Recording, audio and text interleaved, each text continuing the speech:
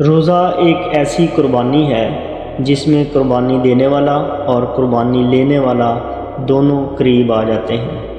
आए हम शायरी के ज़रिए रोज़े की अहमियत को जानें। मैनू लड़ना सिखांदा है, पाक रहना सिखांदा है। मैनू लड़ना सिखांदा है, पाक रहना सिखांदा है। रोज़ा तेरा यसू रोज़ा तेरा।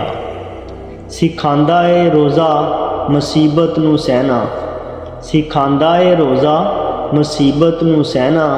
वादे च कायम ते मजबूत रहना, वादे च कायम ते मजबूत रहना।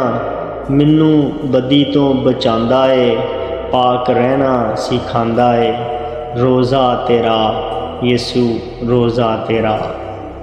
बदले इरादे खुदा दे रोज़ा, बदले इरादे खुदा दे रोज़ा।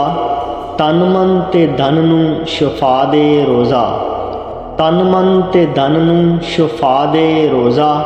सूली चुकना सिखांदा है, पाक रहना सिखांदा है। रोज़ा तेरा यसू रोज़ा तेरा।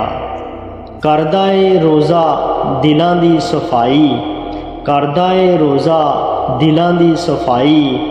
कैदां तो देंदा है रोज़ा रिहाई, कैदां तो देंदा है रोज़ा रिहाई।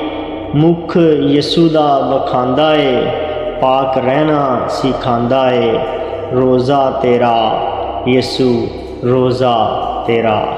सैमी रोज़े की फजीलत बयां कर, यसू है खुदा दा तू बेटा बयां कर। सैमी रोज़े की फजीलत बयां कर, यसू है खुदा दा तू बेटा बयां कर। लहू मेरे लिए बहांदा है, पाक रहना सिखांदा है। रोज़ा तेरा यसू रोज़ा तेरा, रोज़ा तेरा यसू रोज़ा तेरा। आमीन।